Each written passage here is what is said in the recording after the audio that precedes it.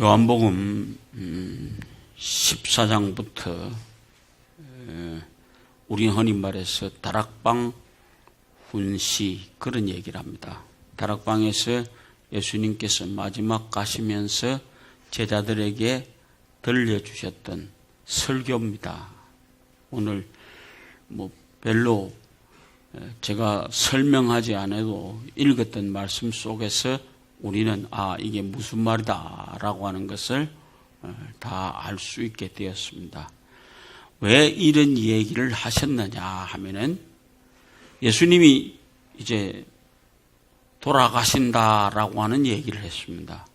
그러니까 제자들이 이때까지 같이 다녔는데 선생님이 없어진다는 겁니다. 그러니까 흔들리기 시작했습니다. 그래서 여기 우리를 고와 같이 버려두고 가시는가 라고 하는 그런 말이 나오게 되었던 것입니다. 고아라고 하는 거 우린 잘 알죠. 아버지 어머니가 없는 외톨배기 사람, 그걸 고아라고 그럽니다. 작년 재작년 이태 동안 저희 아버지 돌아가시고 어머니 돌아가셨는데 우리 강은이가 나보고 그러대요. 어머니가 돌아가시니까 아빠 이제 고아네 그런 얘기를 하더라고요. 맞습니다. 고아입니다. 그런데 오늘 제자들이 고아라고 하는 말을 들었을 때 얼마나 답답했겠느냐 이 말이에요. 선생님하고 같이 있을 때는 별로 문제가 없었는데 선생님이 없어지는 겁니다.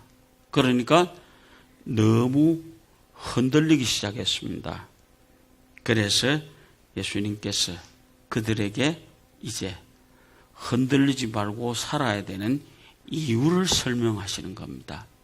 그래서 여기 오늘 영원한 동반자다라고 하는 얘기를 합니다. 우리가 잘 아는 동반자, 같이 간다 그 말입니다.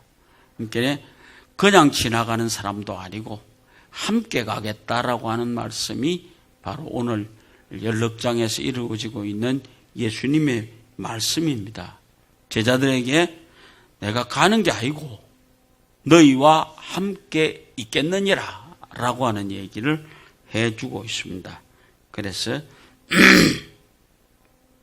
예수님이 떠나가시고 힘들어하는 그들에게 예수님이 불안해하는 제자들을 고와 같이 버려두지 않겠다라고 하는 약속을 해주는 것입니다. 오늘 이 시대를 사는 우리에게도 바로 이 말씀은 영원한 동반자로 우리 예수님은 우리와 함께 계심을 믿습니다. 바로 그 동반자입니다. 근데 그 동반자가 어떤 동반자인가 라고 하는 얘기를 오늘 여기 좀 하겠습니다. 첫째로 예수님께서 하시는 말씀이 16절 17절에서 주님께서 함께 있겠다라고 하는 얘기, 함께 계시겠다라고 하는 얘기를 하는데 두 가지 얘기가 있습니다. 우선 당장 보혜사 성령께서 너희와 함께 하시겠다라고 하는 겁니다. 이제 주님이 떠나가시면 똑같은 성령인 또 다른 보혜사 성령이 그들에게 와서 함께 계시겠다.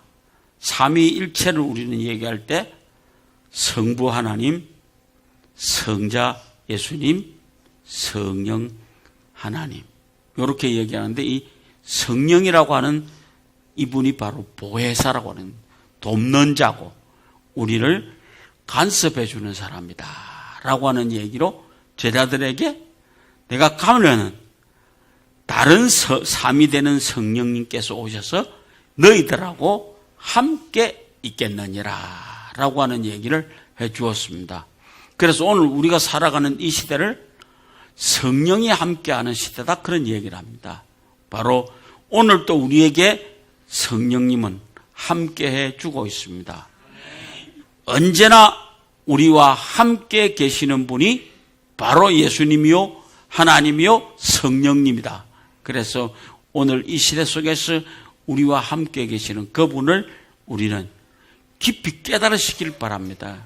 이제 사순절이 가면서 차차차차 성령에 관한 존재가 우리에게 밝히 나타나기 시작할 겁니다. 그래서 오늘 이 보혜사 성령이라는 분이 어떤 일을 하시는가를 우리는 주의 깊게 봐와야 되는 것입니다.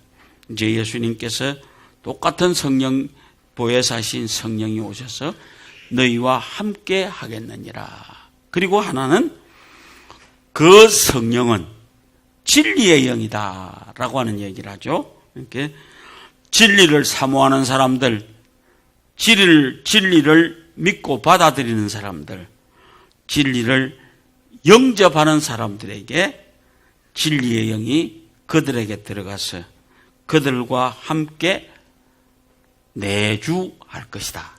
그들과 함께 계실 것이다. 뭐 하는 사람? 진리를 사모하는 사람. 그 사람들과 함께 계시는 분이 바로 성령 하나님이다 라고 하는 얘기를 우리에게 들려주고 있습니다. 바로 이것이 오늘 지금도 여러분 속에 와서 뭐 한다고요? 내 안에 주소를 두고 계신다. 그분이 내 안에 계신다 라고 하는 것을 굳게 믿고 사는 사람들이 예수를 믿는 사람입니다. 그러니까 예수님께서 가시면서 이렇게 차곡차곡 설명을 하시는 거예요. 이런 일이 일어나고 이런 분이 오실 것이다 라고 하는 것을 가르쳐 주는 것이 바로 요한복음 14장에서 제자들에게 들려주는 다락방 훈화입니다. 오늘 여기서 우리는 이 시대를 사는 우리들도 예수님이 함께 계시겠다라고 하는 약속을 굳게 믿는 신앙의 사람들이 되시기를 바랍니다. 둘째로 예수님께서 조금 있으면 너희들이 나를 다시 보게 될 것이다 라고 하는 얘기를 합니다.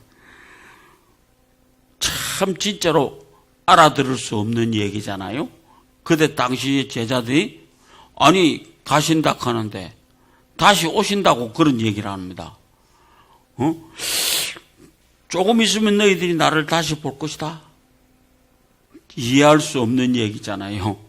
그러니까 이 제자들이 가지는 생각이 바로 이게 무슨 얘기인가 라고 하는 얘기를 다시 한번 생각하게 되는 것입니다. 예수님께서 지금은 십자가의 죽음으로써 제자들을 떠나가지만 다시 부활하시면서 제자들이 다시 보게 될 것이다 라고 하는 얘기를 그들에게 가르쳐주고 있습니다. 그러니까 가셨는데 부활하셔서 다시 보게 될 것이다. 극히 제한된 사람입니다. 다시 본다는 것이요. 예수님이 부활하셔가지고 모든 사람에게 나타난 것이 아닙니다. 그죠? 제자들에게 먼저 나타나고 그 다음에 일시에 500여 성도에게 나타나시는 그런 부활하신 예수님을 만날 수 있는 것이 바로 그 제자들입니다. 그러므로 오늘 우리도 다시 한번 제자들이 다시 보게 될 것이다 라고 하는 말씀을 깊이 있게 한번 생각해 보시기 바랍니다. 과연 그들은 다시 보았는가라고 하는 겁니다. 예수님은 그 약속을 지키고 그들에게 오셔서 다시 보게 해 주셨습니다. 그 다음에 성천하셔서 제자들을 떠나가셨습니다. 그런데 사도행전에서 멀고 쳐다보고 있는 제자들에게 올라가는 천사들이 뭐라고 그랬으면 뭘 보느냐. 우리말로 뭘 봐. 보기는 뭘 보느냐고. 너희들이 본 그대로 다시 오시리다 라고 하는 약속을 해주게 되는 것입니다. 바로 그 제자들이 예수님이 성천하시는 것을 봤습니다. 그런데 그때 약속은 성령을 기다리라. 내가 다시 올 것이다. 무슨 모습으로? 올라간 그 모습대로 다시 올 것이다 라고 하는 것을 약속해 주셨습니다. 오늘 우리는 세상 속에서 이와 같은 사실을 보게 된 제자들은 담대하게 예수 그리스도를 전할 수 있었습니다. 사도행전 2장에 보면은요, 성령을 받고 나서 세례를 받고 성령이 와짐으로 인해서 그동안에 얼마나 나약했던 베드로입니까? 조그마한 개종종 아이의 얘기도 나는 예수를 모른다고 얘기를 했던 그분이 자신 있게 일어서서 너희들이 십자가에 못 박아 죽인 그분이 바로 예수 그리스도고 우리의 구세주가 된다라고 하는 얘기를 자신 있게 전하는 사람이 되었습니다. 왜 그럴까요? 바로 성령이 그를 감동하고 변화시켜 주었기 때문입니다. 베드로가 그와 같은 삶에서 담대하게 예수 그리스도를 전하는 사람이 되었습니다. 여러분의 삶에 성령이 함께하는 삶이 되어질 때에 나가서 담대하게 예수 그리스도를 전할 수 있습니다. 그것을 기억하시고 성령을 함께하는 여러분들이 되시기를 바랍니다. 그러면 어떻게 주님이 우리와 함께 하시는가? 라고 하는 얘기 15절 얘기에 있습니다. 너희가 나를 사랑하면 나의 계명을 지키리라. 바로 사랑하는 사람은 사랑하는 사람의 얘기를 듣습니다. 안 그렇습니까? 사랑하는 사람은요, 사랑하는 사람의 얘기를 잘 듣습니다. 그것이 사실이거든요. 그래서 오늘 말씀 속에서 너희가 나를 사랑하면 나의 계명을 지키라라고 하는 말씀입니다. 예수님을 사랑하십니까? 예수님의 말씀을 지키십시오. 계명을 지키십시오. 굉장히 단순하고 짧은 말씀이잖아요. 안 그래요? 그런데 똑같은 말씀을 14장에서 계속 반복하고 있습니다. 여러 번 등장하고 있습니다. 간단히 예수님을 함께 할 수 있는 방법이 예수님의 말씀을 지키고 예수님을 사랑하면은 예수님과 함께 할 수 있다라고 합니다. 여러분들 지금도 예수님과 함께 하시기를 원하십니까? 우리는 예수님의 말씀을 지키시기 바랍니다. 그러면 그분이 우리와 함께 하십니다. 이것이 우리에게 주시는 말씀입니다. 그 다음에 두 번째로 또 사랑하면 증거가 나타내는데 그 사랑의 증거가 말씀을 계명을 순종하는 것이다 라고 하는 것이죠. 그러니까 우리가 사랑하십니까? 계명을 순종하시기 바랍니다. 그러면 주님과 동행하게 되는 것입니다. 우리가 다시 한번 이 주님 없이 살 수 없는 사람들이잖아요. 우리가 만약에 주님 없이 살 수 있으면 그거는 고아입니다. 잘 생각하십시오. 예수님이 없이 사는 사람은 고아입니다. 그런데 예수님이 있어야만 됩니다. 왜? 내 마음속에 있어야 됩니다. 외롭고 불안하고 두려운 일이 있을 때에 그 예수님이 계시면은 우리는 자신 있게 이 세상을 살아갈 수 있습니다. 고아와 같은 불안한 삶을 살지 아니하고 그 주님과 함께 사는 삶은 곧 새로운 삶을 살아갈 수 있는 것입니다.